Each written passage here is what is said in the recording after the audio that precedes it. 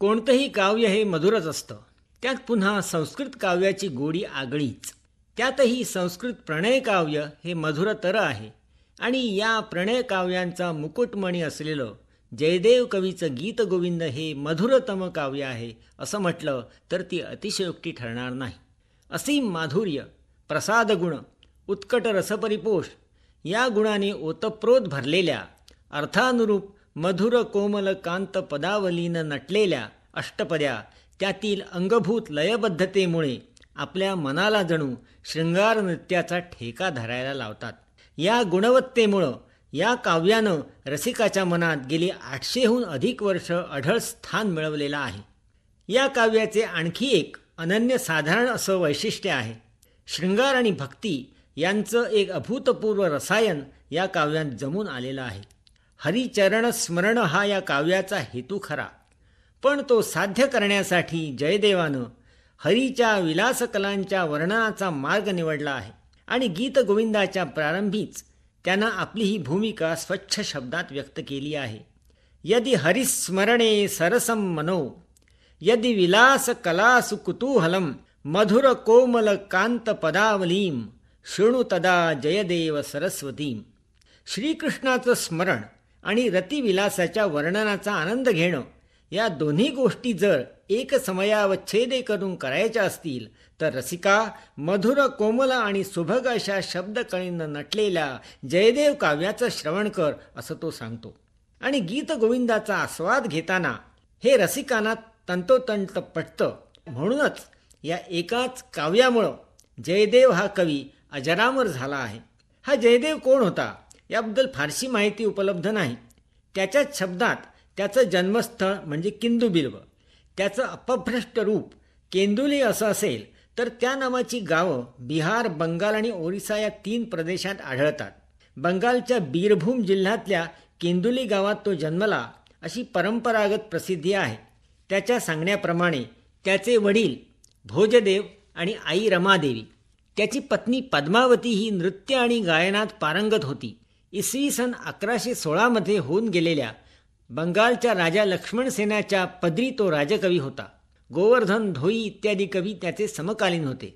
पण नंतरच्या संशोधनात त्याचं जन्मस्थळ जगन्नाथपुरी जवळचं केंदुल हे गाव होतं असं सिद्ध झालं आहे. मंडलपंची नावाच्या उत्कल बखरीत ही माहिती उपलब्ध होते. इसवी सन 1144 ते 1150 या काळात होऊन गेलेल्या कामदेव नावाच्या ओरिसाच्या राजानं जयदेवाची कीर्ती ऐकून त्याला बोलावून घेतलं आणि त्याची राजकवी म्हणून आपल्या सभेत नेमणूक केली. जगन्नाथाच्या देवळात भिंतीवर कोरलेल्या अष्टपद्यावरून जयदेवाचा तेथील संबंध स्पष्ट होतो. जयदेव तिथं गीतगोविंद काव्याचं गायन करीत असे आणि त्याची पत्नी पद्मावती तिथं नृत्य करीत असे. कामदेव राजा गीतगोविंदाचं श्रवण केल्याशिवाय अन्नग्रहण करीत नसे अशी आख्यायिका आहे. जयदेवाचा जगन्नाथपुरीशी संबंध असल्याचा दुसरा पुरावा म्हणजे तिथं सापडलेला प्रतापादित्य राजाचा शिलालेख. त्यावरून असं समजतं की तेथील देवसेवकांनी संध्याकाळपासून रात्रीपर्यंत दररोज अष्टपद्यावर आधारित असं नृत्य केलं पाहिजे अशी राजाज्ञा होती. अजूनही तिथं अष्टपद्या गाऊन सेवा करणं याला जयदेव सेवा असं नाव आहे. म्हणजे सुरुवातीला बंगालमध्ये लक्ष्मणसेनाच्या पदरी असलेला जयदेव उत्तरायुष्यात जगन्नाथपुरीला कामदेवाच्या आश्रयाला गेला आणि जगन्नाथाच्या सेवेत त्याने आयुष्य व्यतीत केलं असा निष्कर्ष आपणाला काढता येतो. आता गीतगोविंद काव्याच्या स्वरूपाकडे वळायचं तर आकृतीबंधाच्या दृष्टीनं ते लघुकाव्य म्हणता येईल. रचनेच्या दृष्टीनं साहित्यशास्त्रातील कोणतंही काव्यलक्षण या काव्याला तंतोतंत लागू पडत नाही असं म्हणावं लागतं. त्या दृष्टीनं ते एकमेवाद्वितीय म्हणजे युनिक आहे. या काव्याची विभागणी 12 सर्गात केलेली असून त्यात 24 प्रबंध आहेत. त्यात 24च अष्टपद्या म्हणजे 8 कडव्यांची गीतं आहेत. अपवाद 1, फक्त पहिल्या अष्टपदीत 10 कडवे आहेत, कारण त्यात विष्णूच्या दशावतारांची स्तुती केलेली आहे. प्रत्येक अष्टपदीच्या सुरुवातीस आणि शेवटीही विविध वृत्तात विषयानुरूप रचलेले श्लोक आहेत. मात्र त्यांच्यात अष्टपद्यांच्या तुलनेने प्रसाद गुण थोडा कमी आढळतो. प्रत्येक सर्गाला वैशिष्ट्यपूर्ण नावंही दिलेली आहेत आणि ती विषयानुरूप आहेत. जसं सामोद दामोदर, अक्लेश केशव, मुग्ध मधुसूदन, सोत्कंठ वैकुंठ, नागर नारायण इत्यादी. अष्टपद्यांच्या गायनासाठी मालव, मालव गौड, वसंत, रामकरी, गुणकरी, कर्नाटकी, देशांक, वराडी, केदार असे रागही दिलेले आहेत. तसंच रूपक, एकताल, प्रतिमंठ, यती, अष्टताल इत्यादी तालही सांगितलेले आहेत. यावरून हे काव्य म्हणजे एक सुविहित नृत्य नाट्य संहिता असावी हे लक्षात येतं. अष्टपद्या प्रत्यक्ष नृत्याच्या वेळी उपयोगात आणल्या जात असाव्यात आणि वृत्तबद्ध हे मागचे पुढचे श्लोक निवेदनात्मक दुव्याचं काम करीत असावेत असं वाटतं. स्वतः जयदेव या नृत्यनाट्याचे प्रयोग केवळ जगन्नाथ मंदिरातच नव्हे तर इतरत्रही करीत असे असं दिसून येतं. आपली नृत्य निपुण पत्नी पद्मावती हिच्यासह केरळमध्ये जाऊन तिथं त्याने प्रयोग केले आणि ते पाहून केरळची जनता प्रसन्न झाली असे उल्लेख मलयालम साहित्याच्या इतिहासात आढळतात. केरळमध्ये अजूनही जयदेव आट्टम हा नृत्य प्रकार प्रचलित आहे. गीतगोविंद काव्याचा विषय संक्षेपात सांगायचा तर वसंत ऋतूमध्ये कृष्णाचा गोपींसमवेत विलास, राधाकृष्णांचा परस्पर अनुराग, त्यांची विरहव्याकुळ अवस्था आणि अंततः त्यांचं मिलन या स्वरूपाचं आहे. राधा, कृष्ण आणि राधेची सखी अशी तीनच पात्र या काव्यात आहेत. शृंगार हा या काव्याचा रस असून त्याची संभोग आणि विप्रलंभ म्हणजे वियोग ही दोन्ही रूपं या काव्यात समर्थपणे परिपुष्ट झालेली आढळतात. राधेच्या विविध अवस्थातून अभिसारिका, विप्रलब्धा, वासकसज्जा, स्वाधीन भर्तृका या नायिकेच्या सर्व प्रकारांचं दर्शन जयदेवाने या काव्यातून घडवलेलं आहे. राधाकृष्णांच्या प्रणयाच्या विविध छटांचं या काव्यात थेट वर्णन आपणास दिसून येतं.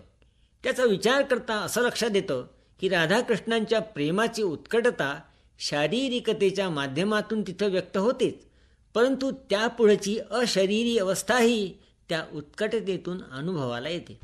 या साऱ्याला एक पूर्वपीठिका आहे. रुक्मिणी वगैरे कृष्णाच्या पत्नी होत्या, पण राधा ही त्याची अनधिकृत सहचरी होती.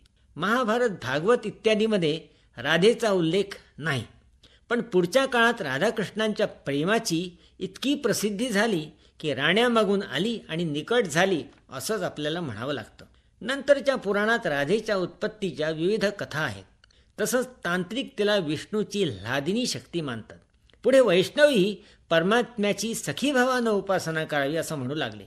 भागवतात राधा नाही, पण एक कृष्णसखी अनामिक गोपी आहे. राधा प्रथम ब्रह्मवैवर्त पुराणात दिसते. तिथं राधाकृष्णांचा शृंगार दिव्य शृंगाराच्या पार्श्वभूमीवर रंगवलेला आहे आणि त्यांच्यात अद्वैत मानलेला आहे. म्हणजे इसवी सनाच्या 10व्या शतकापर्यंत ही राधा कृष्ण सहचरी म्हणून प्रस्थापित झाली होती. हे सारं अशासाठी सांगितलं की राधाकृष्णांचा संबंध जरी तत्वतः विवाहबाह्य होता तरी दिव्यत्वाच्या पुटामुळे तो लोकांच्या मनात आक्षेपार्ह उरला नाही. लोकांनी त्याकडे एक अशरीरी दिव्य लीला अशा स्वरूपातच पाहिलं. जयदेवाची प्रतिभा ही राधाकृष्णांच्या तोपर्यंत प्रस्थापित संकल्पनेच्या संस्कारातून घडली होती. त्यामुळंच शारीर प्रेमवर्णनातून अशरीरी दिव्य प्रेमाचा साक्षात्कार घडवणारं काव्य तो निर्माण करू शकला. राधाकृष्णांच्या प्रेमभावनेतील दिव्यत्वाची ज्याला खात्री असेल अशा रसिकालाच त्यातून दिव्य प्रेमाची अनुभूती येईल. केवळ प्रणय मिलन नव्हे तर जीव शिवांचं ऐक्य त्या वर्णनातून प्रतीत होईल. या कारणामुळंच गीतगोविंद हे केवळ काव्य न राहता चैतन्य महाप्रभूंच्या पंथाचा तो एक धर्मग्रंथ बनला आहे. या काव्याचा सर्वात प्रथम लक्षात येणारा गुण म्हणजे माधुर्य, रसाळपणा. तसंच नृत्य नाट्यासाठी उपयोजन हा हेतू असल्याने त्यात लयबद्धता आणि अनुसारी छंदोबद्धता आढळते. त्यातील शब्दकळा पाहिली तर तिचा गोडवा हा अनुपम आहे.